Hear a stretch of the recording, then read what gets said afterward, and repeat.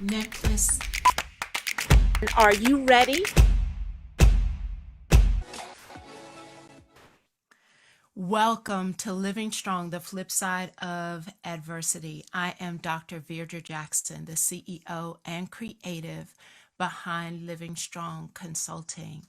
We support leaders and teams to not only dream about their vision, but create an infrastructure for a vision to sustain itself, to create impact, and to leave a legacy. And with those approaches, we rest upon what we call our 7 pillars of abundance. And those pillars are relationship, time, finances, health, mindset, skills, and faith. When we as consultants go in to support organizations, dreams, and leaders who desire to create impact greater than themselves, we look at those 7 pillars.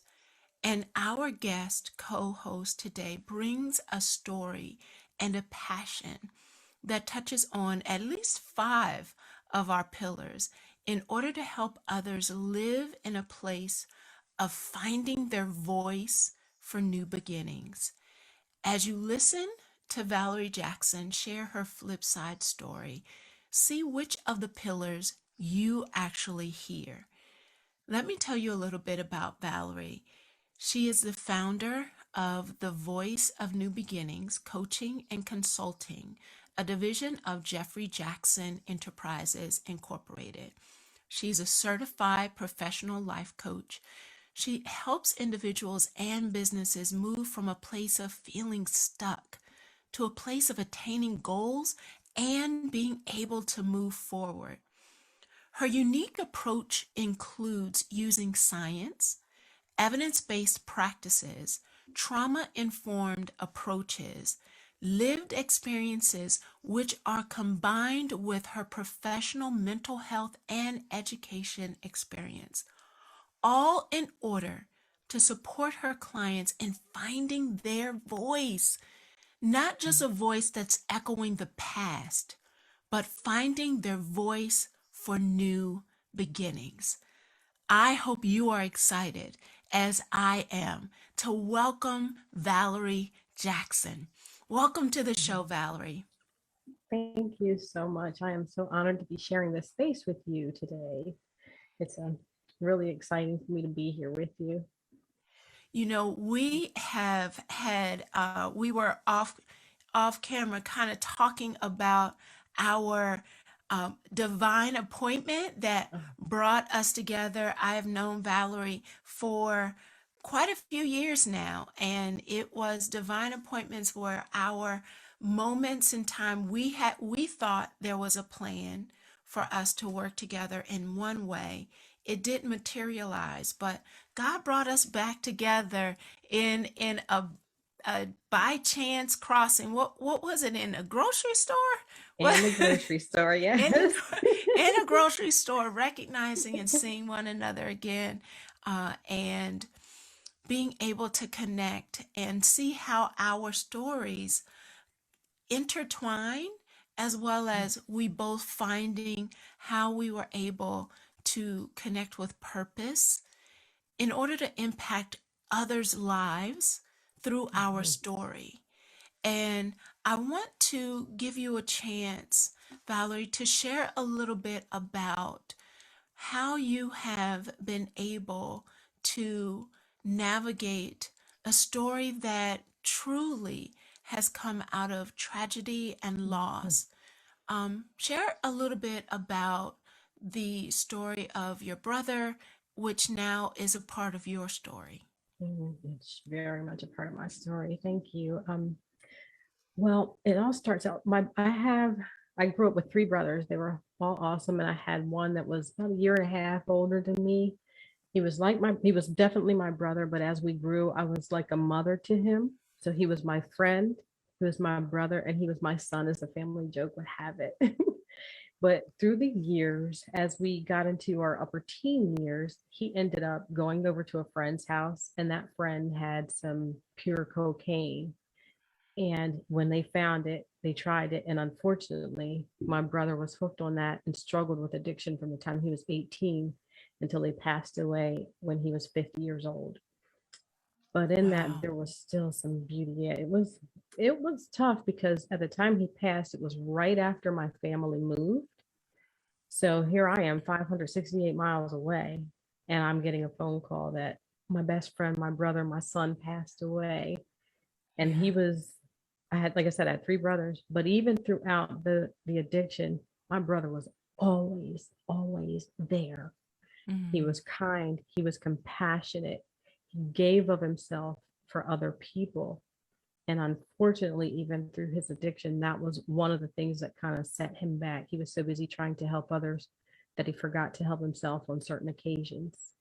So it became my purpose then to, number one, make sure that he is never forgotten, Mm. to help people see that people who are in addiction are real people, and to Wow. understand that you can't judge someone because they're caught in addiction. Because, like with my brother, he was a teen without a fully developed brain at that point yet, and Mm-hmm. he was You hooked know on what? something. I wanted to walk into that with you because as I listened to you describe your brother, his core character of who he was never shifted. It didn't seem that the drugs changed his character, his heart, his spirit. That didn't get Mm-hmm. changed by the actual addiction. But I think there's something significant that you could shed some light on. What is significant about the circumstances of your brother being introduced to drugs at what age did you say? 19? 18. 18. So why do 18. you feel that that was significant? It's significant because, one, a lot of times people go around with the misconception that when someone ends up in a life of addiction, it's by choice, that they were being irresponsible. Now, I know legally at 18, you're considered an adult. My brother was still in high school, and Mm-hmm. science has proven to us through Mm-hmm. studies, through imaging that you cannot deny, that the brain of an 18-year-old is not fully developed. Your brain continues to develop until you're like 24. If I'm, Mm-hmm. I think it's Some 24, even older. 24, old Even 27, older, between yeah. 24 27. Yeah, right. Mm-hmm. And so you're not able to make those fully responsible decisions, which is now we have some bodies of legislation looking at changing the sentencing for 18 years old. I'm thankful for that. Mm-hmm. But to look at that, this childlike brain, and now here it is, it's still playing out. And not to mention, if you come from a background that has addictive behaviors, Mm-hmm. that's even harder. And unfortunately for us, we do have addiction in our family. It's no secret. So no one in my family would be afraid or upset with me for sharing this right now, but there is an addictive component in our family. So you put that genetic component Mm-hmm. in with the developmental component, and then there you have this lifetime full of struggle that unfortunately he's being judged for, when developmentally, at the point that he was introduced to that addiction, it makes it much more difficult for someone to break free from something like that when you already have a predisposition to an addiction. Mm-hmm. It almost sounds like that perfect storm in recognizing how our story, our genes, and then just the right moment or just the tragic moment where something is introduced at that perfect storm moment and it shifts and changes the trajectory of someone's life. I think it's really powerful how you have shared who your brother was outside of the addiction, as well as who he continued to be, and your passion for helping people to refrain from judgment. Mhm. Why is that important for you? Well, it's important for me because, as I said, like with my brother, he lived a life of really trying to help people. That part is so true. It never changed. But as we know, people who are involved in addiction have triggers. And when people judge you, here you take this pure-hearted person, And then all of a sudden everybody's beating you down, and suddenly the people that you thought were there to help you are people that are putting you down. That hurts. That chips away. Mm-hmm. And what's it going to do? You go to what you thought was comfortable, what you're familiar with, whether or not it's healthy. It's just like Mm-hmm. that are in abusive relationships. You go back to what you know. It's familiar. It might be unhealthy, but it's familiar. Not to mention the chemical component that then makes you crave that. So it's important for me to let people know that when you judge people, you're causing harm. And then unfortunately, in the case of my brother, it can lead to a death. There were people that we grew up with that my brother really thought highly of. And one thing that was important, he shares a story, it's actually recorded, that there were people that he would know and he would go to and ask them, you know, I'm hungry.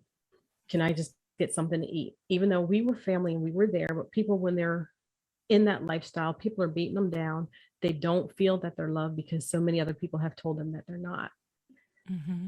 He would go ask them for help for real things, tangible needs. They wouldn't do it. But if he wanted to get high, he said there was not a person that he would go to out on those streets who wouldn't give him money or who Wow. wouldn't give him something to get him high. Now imagine what that does to someone's self-esteem once they, do the drug, they come down and they're back to their self. Mm-hmm. It That really, chips away. it's amazing how as I listen to you describe his experience and you use the word trigger, recognizing how triggers play such a powerful role in reenactment for those who have been impacted by trauma or are in traumatic experiences. And it literally shifts them back into that survival state, which Exactly. for some, if that default setting is I didn't feel the shame or pain when I'm high, so it is going back to that, to whatever will suppress the pain that they're trying to navigate through. But I think it's really powerful, as I know we both are um, women of faith, in how Absolutely. individuals have an opportunity to show up as the hands and feet of Christ. And if Mhm. we're not careful, we will end up being the very ones that push someone back out into a place of hurt and pain instead of putting judgment aside, getting off of high horses, and seeing people and then wanting to be the hands and feet. And how you shared that those were the people who denied him, but the very ones who continued to support the addictive behavior were the actual ones who kept supporting the tragedy. Exactly. Mm, Exactly. And then even what tends to happen, you feel that you've shamed your family. So mm, you won't go to your family. And then you're going to these other people to try to fill a void. mhm, And unfortunately, if you have an altered mindset, an altered way of thinking, you're going to go to the wrong places. And unfortunately, that's what would happen constantly. He was going to people who were either at the same place he was, and in many cases worse. And he's there trying to help pull them up while they're pushing him down. If you can just like imagine a picture of someone reaching down into a well and you're reaching down to pull the other person. And while you're reaching down to pull them out, they grab you with the other hand and pull you down. And and then they they pull step you on down. you to rise up. And Mm, that's what happened. My brother was responsible for so many people breaking free from their addiction, mm, but yet he couldn't break free himself. break free And himself. so many women that he became involved with Mm-hmm, looking for um, love, I guess, or mm-hmm, acceptance, mm-hmm. but looking in the wrong way again because drugs at 18, brain not Yeah. fully developed, you're stuck at that place. Mm-hmm. We have These talked about, yeah, we've talked about in our sessions with either the growth webinars that we've done or the wow sessions with Mhm. peace in the middle of the pieces, we've talked about how the brain consistently is looking for two things: am I safe and am I loved? And if it can't find it in the straight way, it will take a crooked path to try and find it.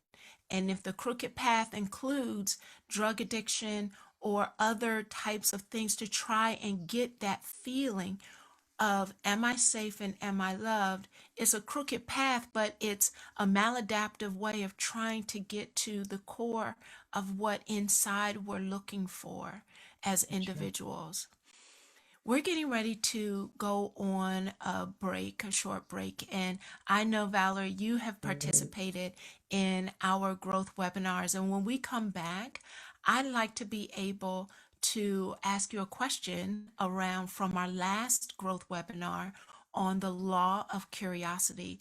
What has you curious right now with everything that's going on? What are you curious about as you continue to build your mission and vision?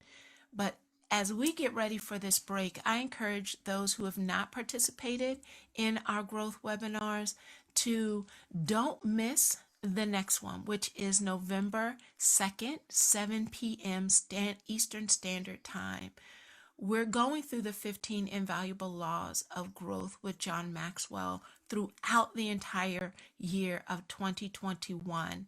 And it has been an amazing experience. And we're getting ready on November 2nd to look at the law 13, which is the law of modeling.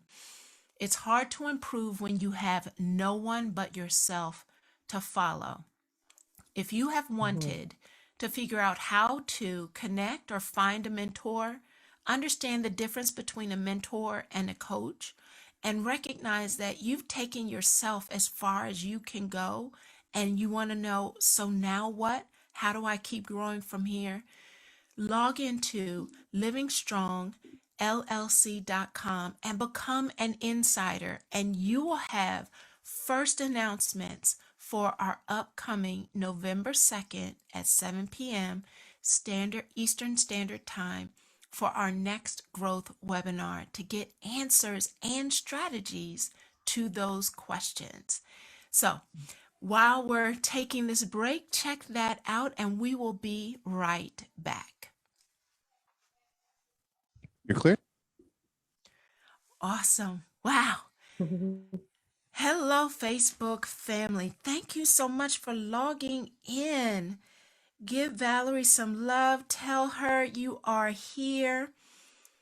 And yes, Dale, you know what? That resonated with me when she talked about. So, Dale, Lady Dale Sharpley says, we are responsible to be an example of the hands and feet of Christ. And she was confirming and agreeing with that.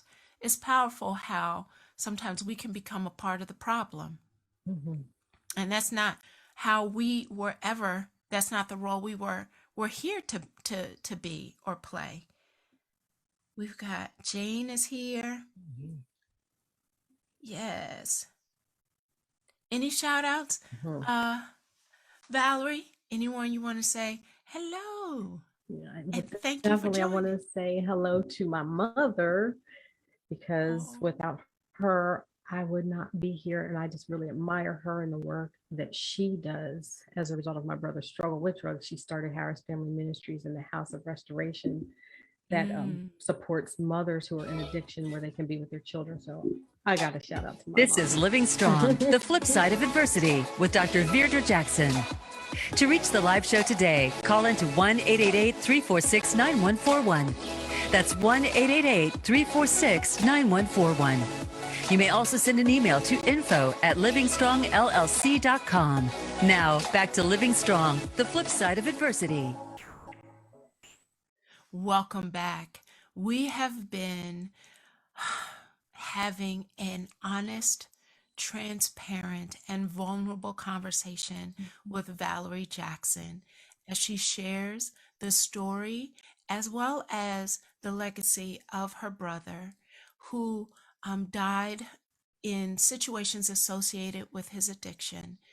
But her story doesn't stop there. And I would love for you to, just before our break, I asked you to think about, we just finished the law of curiosity with our growth webinar. And I know you've been able to log in to a couple of those as we have impacted and joined in this free webinar every month with people from across the country have logged in. And in our last conversation, we were digging into what is it that we can become curious about in order to continue to build our vision, our passion. And I'm curious, what are you curious about now in this season as you continue to build the voices of new beginnings? Thank you for asking that question. I know when we had the session on the law of curiosity yesterday, initially my first response was, why did my road have to be so hard and why did it have to take so long? But then I had to create a shift and look at that differently. And I said, okay, now, Valerie, that was not an on purpose kind of statement. So is that really what you're curious about? And when I did some soul searching, my answer was no. What I'm really curious about now is, first reason is, God, of all the people in the world, why do you love me so much to pour this into me? And am I really doing all that I'm called to do to make a difference and an impact for the kingdom of God and to help other people get set free? Because I'm that person who believes that when you're, as you said earlier, I'm definitely a woman of faith. Any trial that we go through and any pain that we experience cannot be wasted. It will not be in vain. And that's what I had to look at from my brother. So I'm like, well, how do I turn this around now? Lord, I'm curious to know, Lord, just show me the right way to really make the greatest impact, because I have such a love for people.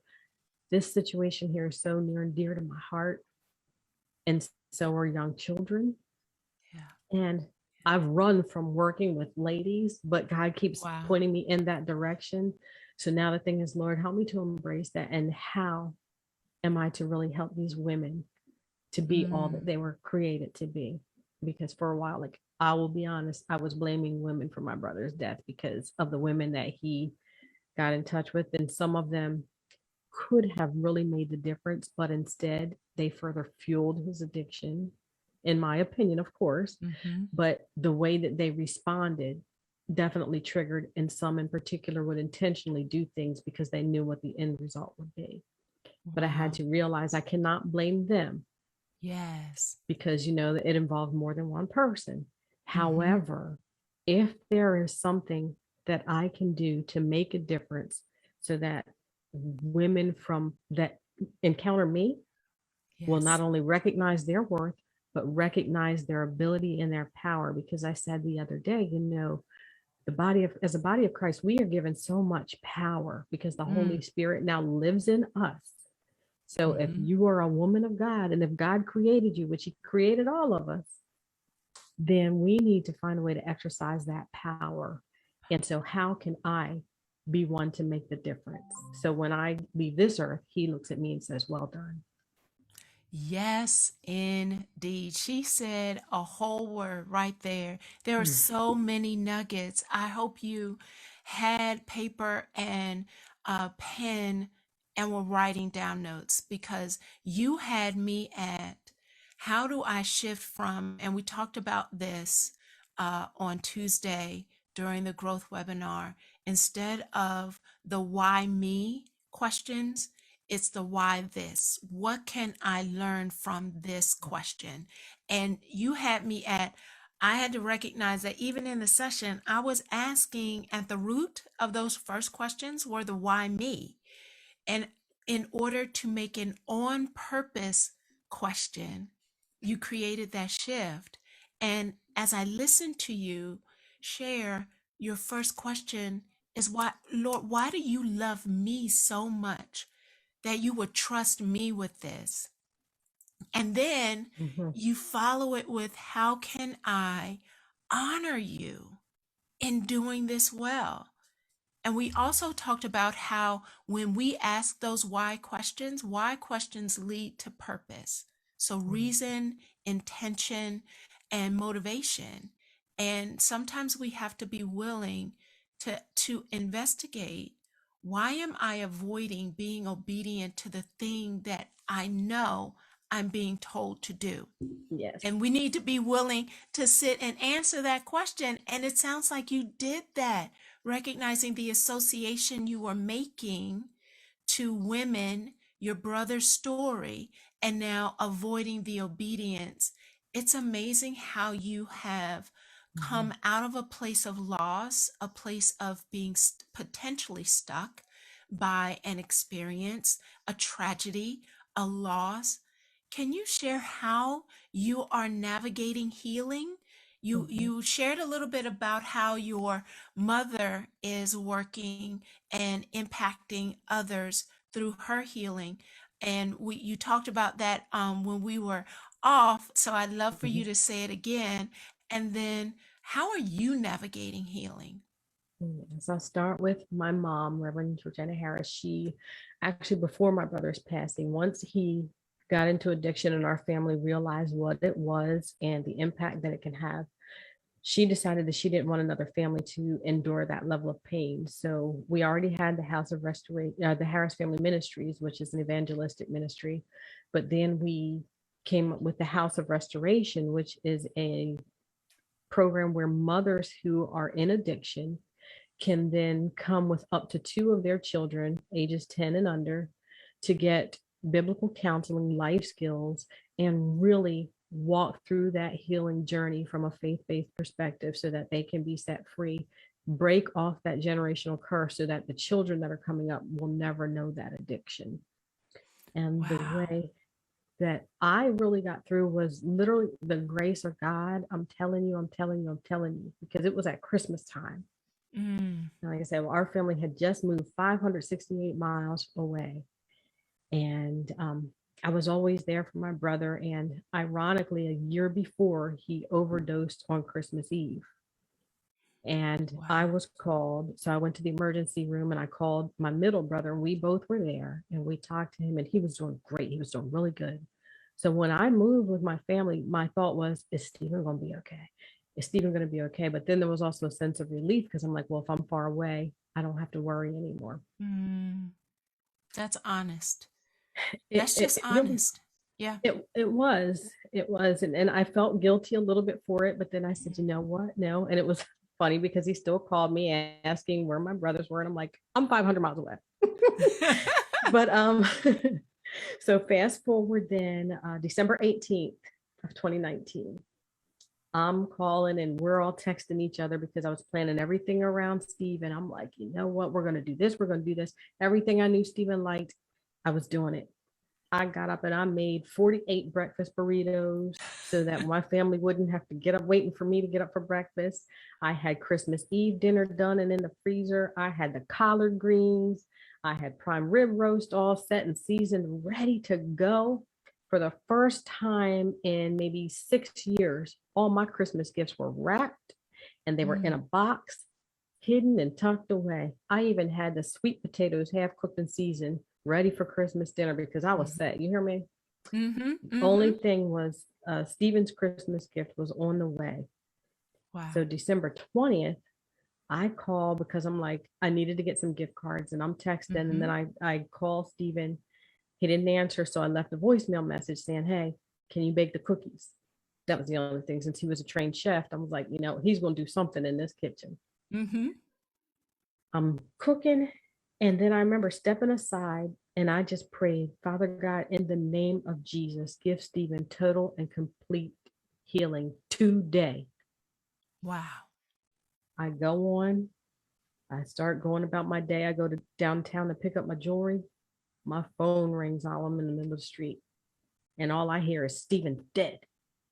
And I look and I'm like, that was the weirdest thing. So I'm shaking. I check my phone. There was no call log. And I was like, that was weird. I better call because that was weird. I hope that wasn't like a premonition.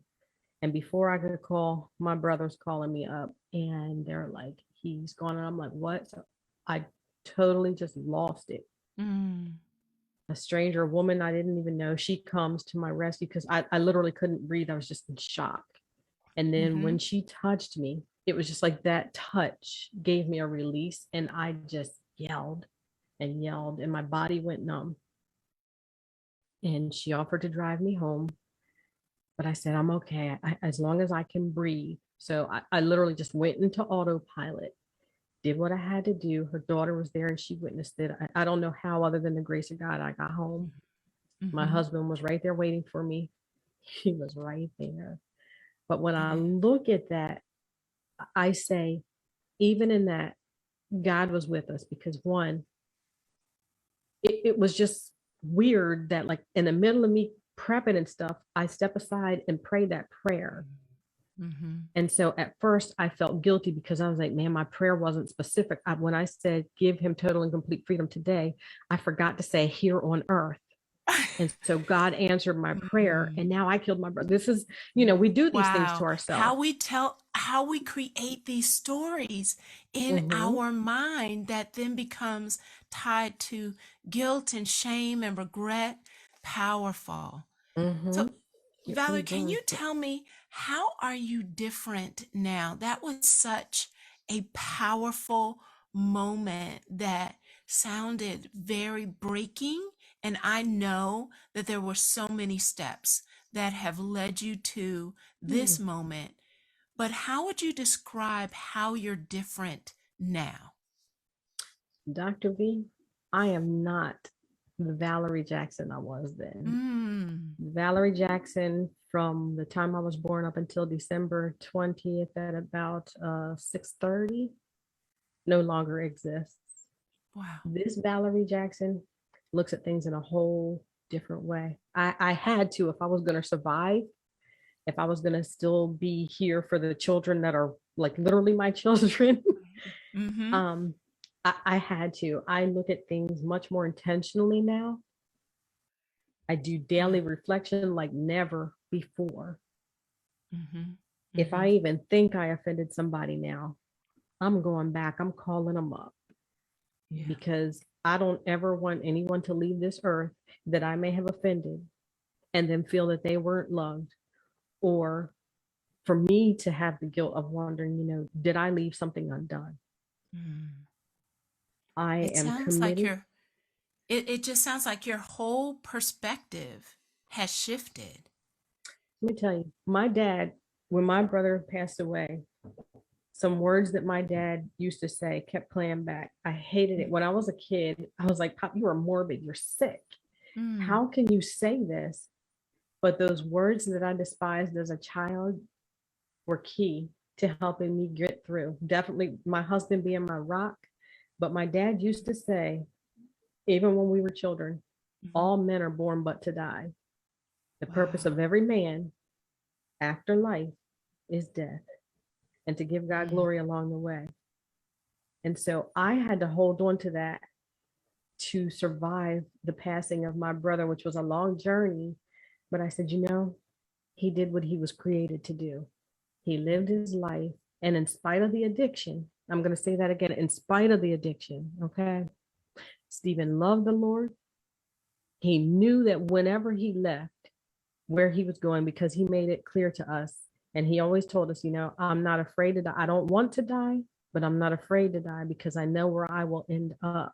And that's another thing I'm just going to break there. People need to understand that just because a person has an addiction, or because their behavior might not match up with what you think it should be, let's be careful not to judge, because no one knows a man's heart but him or her Mm. and the Lord. And we have to be careful not to judge a person by what we see on the outside, because God doesn't look at that. He looks at the heart. And that man loved God. He tried his best. But again, there were chemical forces at play. And some of it was his will to a degree too, because we have a will. But again, when you look at that path that he took, that man did anything for anybody. Mm-hmm. Mm-hmm.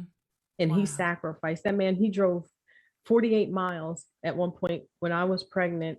Now, I wasn't pregnant. I'd had my son. I had a concussion and nobody else was there. He drove 48 miles to come take his sister to the doctor that was down the street. Mm. And he made sure that he got me to that appointment and back home. So when you think about that, let's be careful about how we treat people and what we think about somebody else. Instead, we need to look at the plank in our own eye. But back to what you said, I'm sorry I got off track, but I No, just felt like I needed to someone get needed to hear that. Someone needed to hear that, and how judgment, just as you shared, man looks at face to face, but God Mhm. looks at the heart. And if we became more intentional about seeing people, looking for their heart, asking God, show me their heart so that we can actually meet them where they are, get out of our own self, Yes. our own story that we're telling ourselves about that person, and begin to really see them, and it will allow us to be more intentional about how we approach, how we help, and the decisions we make on how we leave and impact in relationships. Mhm. You hear it said, and it sounds cliche, but I can tell you it is so true. If we can move from judging people and looking at the outward behavior, and, again, the cliche of not what's wrong with you, but what has happened to you. Mm-hmm. And if we can just really accept that people are doing the best that they can with what they have.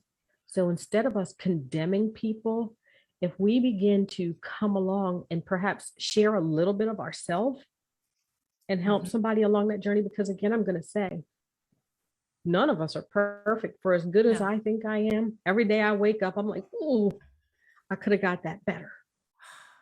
So when we look at that, it'll make the world a much better place.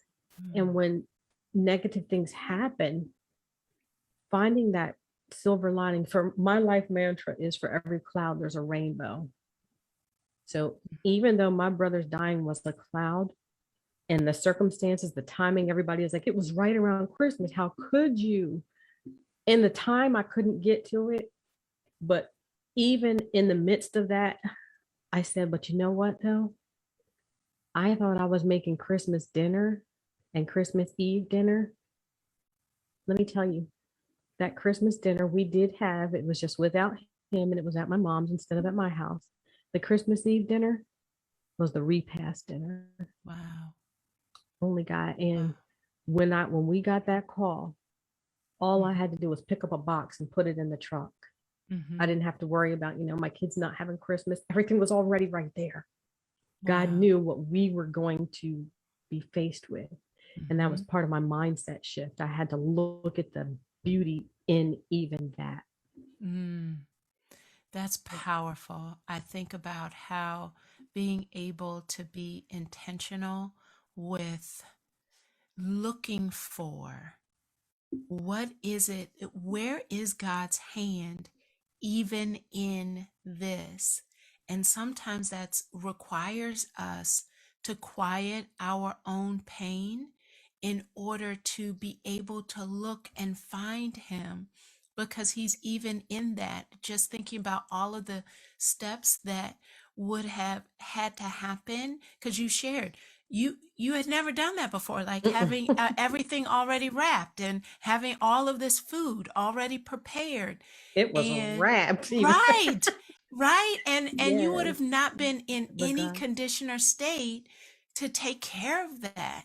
And but God, right? And being able to recognize his hand is in this, even if it is a painful moment.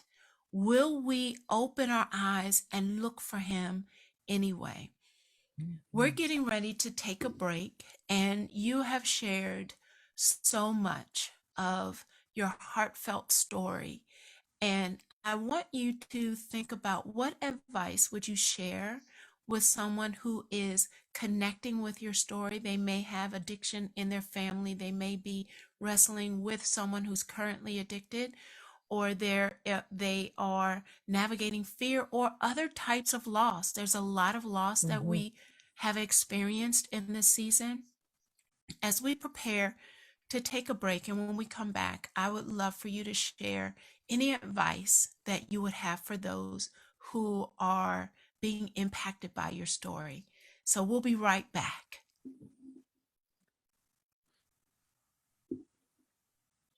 All right, we are clear. Wow. There. Thank you. So Lisa's on. Valerie, your transparency and courage is a blessing. She says, thank you. Amazing. Can you share the your family's ministry again? What was the name again? I want to make sure people have it. It is Harris Family Ministries. And Mm, then we also have a branch, the House of Restoration, the that is House of under the Harris Restoration. Family Ministries. Mhm. That's huge because there are so many situations that I know people, especially moms, that kind of ministry or that kind of service just doesn't happen, that allows a mom and their children to be together in a space. I've had some experience in helping and supporting homes, and that is a rare find. You'd be shocked, but that is a rare find. People don't realize that moms will often have to leave their children with someone else or have some other kind of arrangements that they don't get to have them with them. So that's powerful. Mhm. Yep. We don't have the location yet. We're still in the capital campaign phase of that.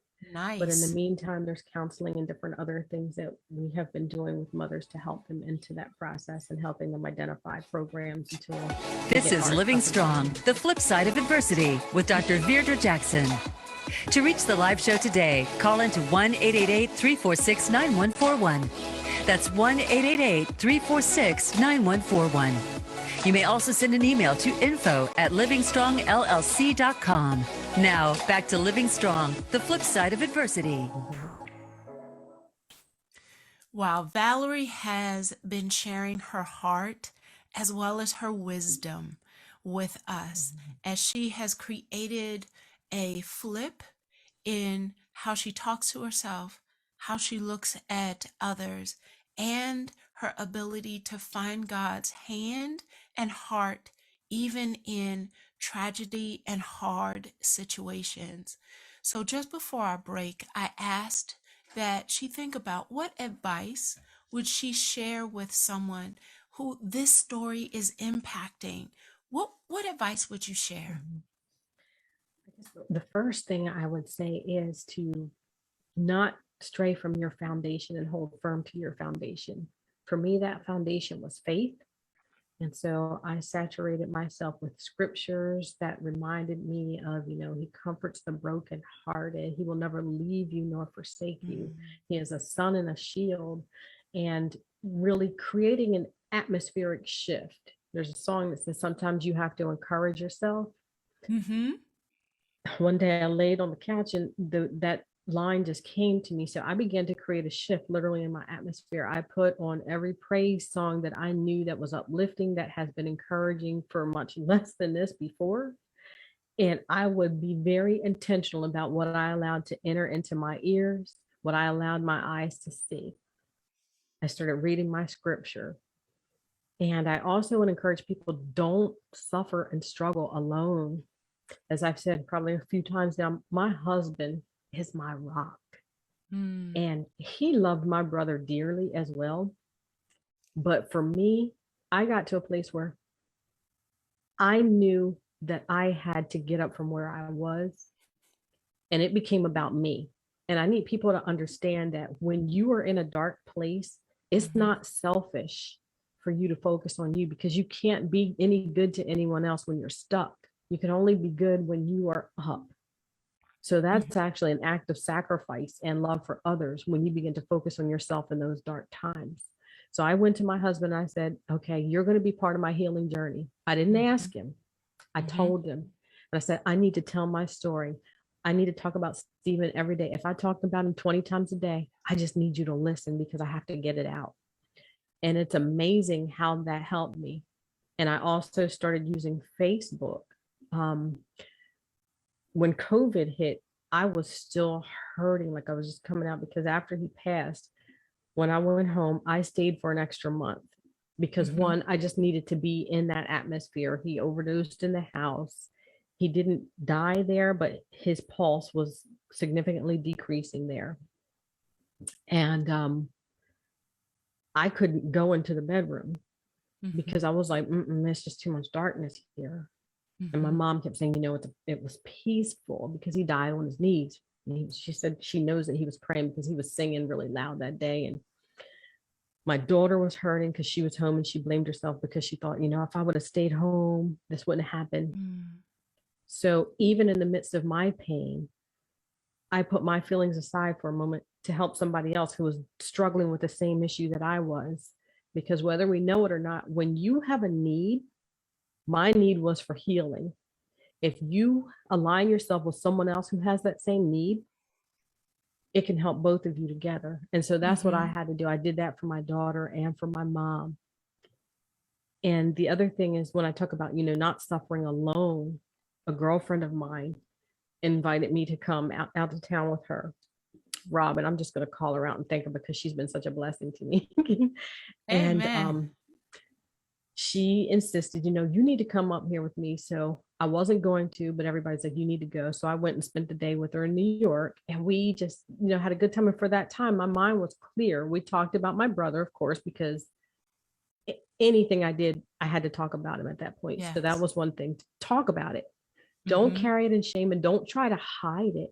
When you talk about it, when you put it out there, it gives a release. It's just like if Yeah. you have a pitcher of water, you pour that out, it starts to release and that pitcher is emptying. So as I poured it out, a little bit of pain would go away and a little bit of pain, because what would happen is that painful memory was then being replaced with fond memories of my brother and the good reminder of who he is and how awesome he was and the legacy that I now carry inside of me. Wow. Um, the other thing I would say is to really just take time for yourself, taking time for yourself, going back to your foundation, remembering the lessons of the past, and just not being afraid to express that, reaching out for help, because help is there. But if you choose to suffer in silence or if you isolate yourself, it's no good. And that is another key. Actually, do when you're hurting, if you isolate yourself, the Mm. Bible says the idle mind is the devil's workshop. Oh boy, when you're isolated, you think of all the worst things. And I could have stayed stuck and just focused on, if I would have been there, if I would have never moved, because believe me, those thoughts came. If I would have never moved, I would have been there, because just like the last time he overdosed, I was there at the hospital. Mm-hmm. Um, Another time he was out, I chased him down the street, and then I called my brother and we got him and we brought him back home. If I was there, I would have been able to just go and stand there, even though we'd have been arguing. I would have been there. But then I had to realize you can't be everything to everybody. Mm-hmm. And I'm not so great that I can do certain things. And Mm-hmm. that's another thing. We take one too much for ourselves. We're not that great. If something is destined to happen, it's going to happen. And for as much as I love my brother, and believe me, if I had the power, he would still be here. But I am not so great that I can stop anything from happening. And we Yes. deceive ourselves into thinking we have that power. Tell the truth. Trying to control. Yep. Mm-hmm. Mm-hmm. So we only have about 6 more minutes left of the show, Mhm. and I would love for you to talk about what role has voices of new beginnings played in your journey, in your healing. How is that? Where does the name come from? I know it's a lot in 6 minutes, but try and help Mhm. us understand, because you are so intentional about walking through what we call post-traumatic growth. Mhm. That growth can happen after trauma has occurred. So tell us a little bit about Voices of New Beginnings. Well, initially, the Voice of New Beginnings came out of another adversity in my life. I was in a position, much like your story, where I thought, this is it. God was calling me out. And I'll never forget, I drove to this place one day, and just as clear as I'm talking, I heard the Lord say, baby girl, it's time to go. And I Mm, brushed it off. I was like, I'm going to be doing this, and this. But I didn't listen. And then when I left, I was hurt. and almost broken. Mm-hmm. But I had decided, you know what? I can't stay stuck here. Mm. And I ended up having to go back into an environment similar to that. And I was doing a trauma training.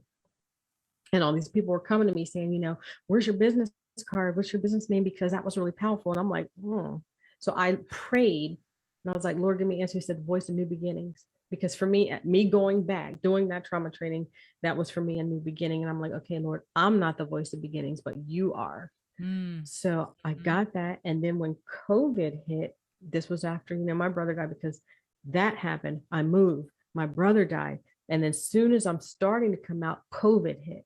And then I Mm. lost some relatives, which today would be my Aunt Brene's birthday. Happy birthday to her in heaven, because she passed away as a result of COVID.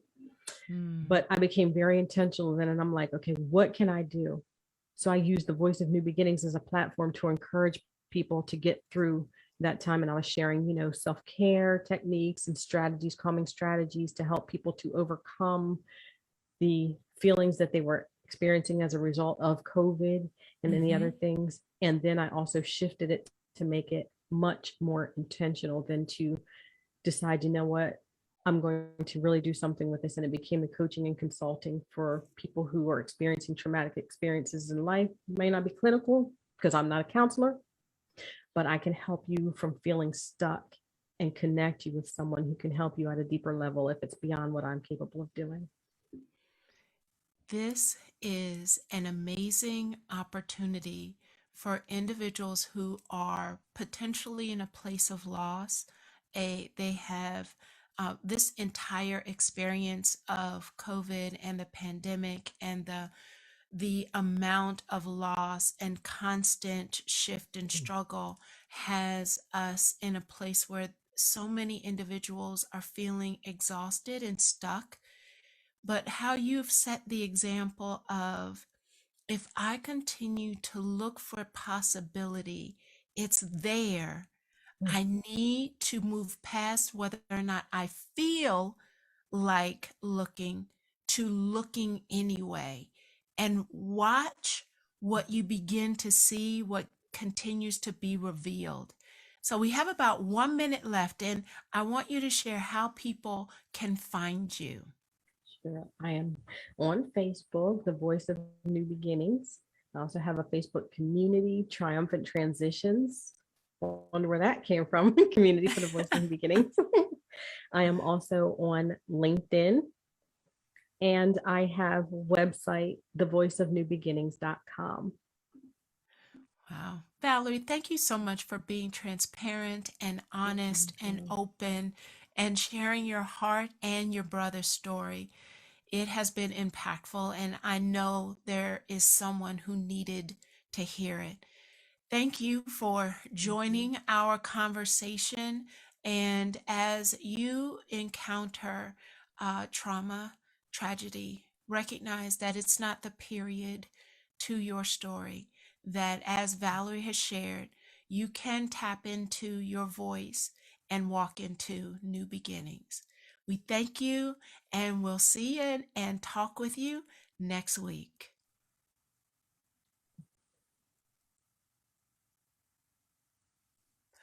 All clear. Wow, Valerie, thank you. Thank Wow, you. that was amazing. Lynn said, we are not so great that we can stop things from happening. She said that was so powerful and so true. We do not have that power. That power belongs to God. How often do we try to step into his shoes and Mm-hmm. try and take control? Wow, Valerie, is there anything for just our Facebook group? So we were off the air, but our Right. Facebook community logs in to hear any backstage nuggets Mm-hmm. on how was this for you? What has resonated with you from this conversation?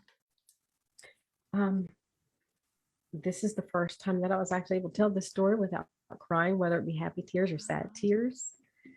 Again, proof that the more you tell your story, the more empowering that it gets. Mm-hmm.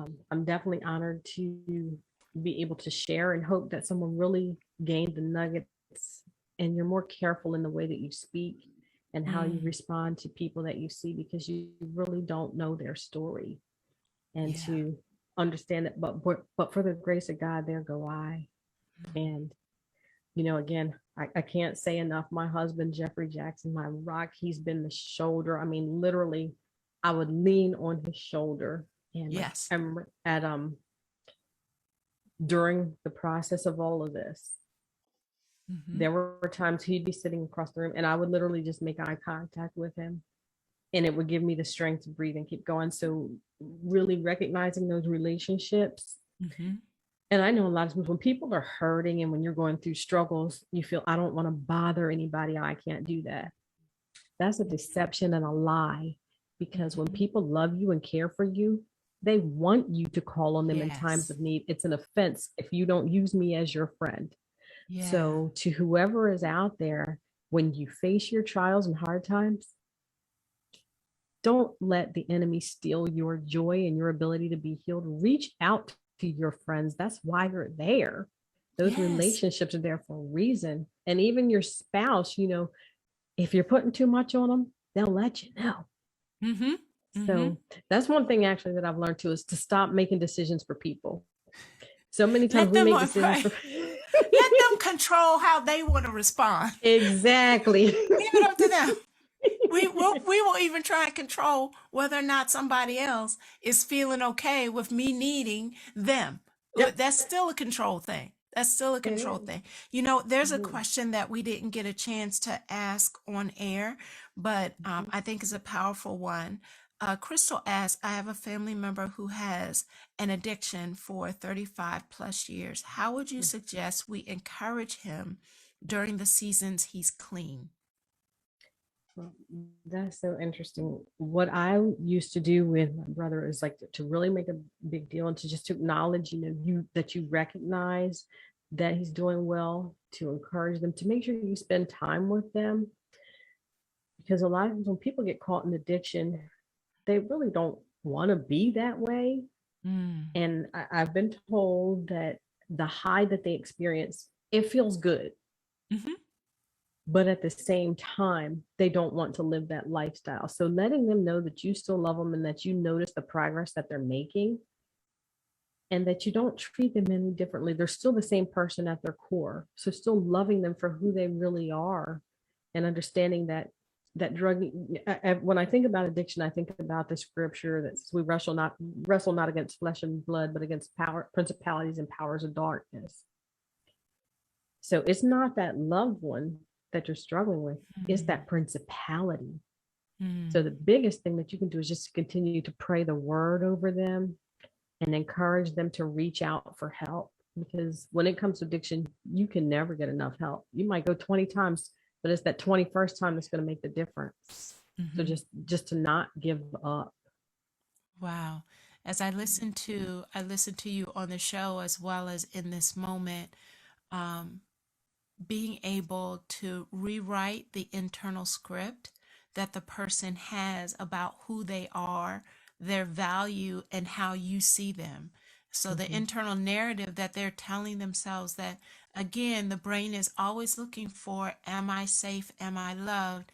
And finding a crooked way of trying to get to that answer, being able to continue to be a reflection of a different narrative than the narrative they're telling themselves on the inside is so powerful. Going back to what you shared earlier, but that first requires us to put in check our judgment and our assumptions about the person, because our unspokens speak even louder than the words that we might be trying to say in the moment. But if my heart does not is not showing up authentic and whole and honest, then that energy will go in front of any words that I'm sharing. So checking ourselves and then Mhm. showing up in authentic ways to rewrite the narrative that they're operating from.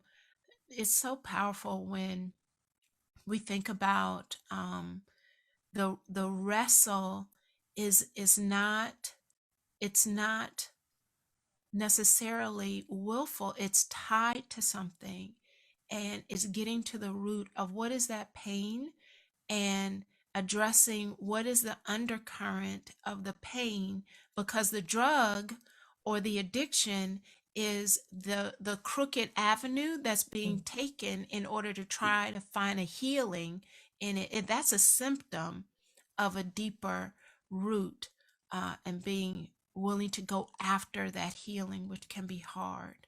Mhm. And I think something that is also really important, and I was guilty of it. While I remember at one point when I was much younger, and I would say, I don't understand. We're brothers and sisters. We were all brought up in the same house. We grew up the same way. I Why know where you're can't you going. this? Why can't you just that? But what people need to understand is you may have very similar DNA. However, the circumstances at the time you were born versus the circumstances that your sibling were born can really have an impact. So we need to look at that, and not only the circumstances that happen in your household, but like, for example, if everything was fine with your parents when you were born, but then at the time that a sibling, for example, right now, I would love to see a longitudinal study with families Right. of children born in COVID versus children who were born pre-COVID. Think about the stress that that mother was going under and that she was carrying, especially at the start. If a mother was carrying a baby in her womb, I would love to see a longitudinal study of how these children turn out compared to children that are pre-COVID. And then even to see children now who, if there's a family who had a child pre-COVID and maybe like now that we are still in it, but yet we've managed some things, just to see the difference in how they are without any interventions. I mean, now certainly we want interventions, but that's a key. Right. If the family has stressors during that time, Right. that's going to play out, because that's going to impact that child's development and their DNA. And then Yes. you factor in life experiences. So for somebody who's out there and you might have a sibling who is struggling, whether it's addiction or if they're caught in an abusive relationship, whatever, just to love on them, because their experiences are not exactly as yours. Yes. And you don't We're know what things that they've unique. endured, but they haven't shared because they're too ashamed. So again, just love them anyhow. If you loved them before, you can still love them. It doesn't mean that you give a pass or have to agree with certain behaviors, but you can still love the person. Wow. Love at the core, at the root of it all. And Crystal says, thank you. And she says, powerful. So I appreciate your heart. I appreciate your transparency. It has been amazing. I can think of people who would never tell this story publicly because of the fact that they feel the possibility of shame and judgment. But as you have pursued your healing, it's now an opportunity for this story and your brother's legacy to have purpose and impact others. So thank you. I so appreciate you. Well, thank you. Thank you so much. Absolutely. So, as she shared, if you want to follow up with Valerie, check out her website, and it's Voices of The voice The of, Voice of New the Beginnings. Yep. .com. Yes, ma'am. All right, The the voice voice of new beginnings.com. Check her out. Thanks so much. And it has been another amazing conversation. And log in next week, same time, same place. Love ya. Have a good Bye-bye. evening. Bye-bye. Hello, YouTubers. Dr. Veirdre Jackson here, and welcome to our channel, the Living Strong Consulting channel. It is designed for leaders ready to lead. Come on in, make sure you like videos and subscribe so that you get notification for everything new that's happening, so that you are able to set your goal for growth.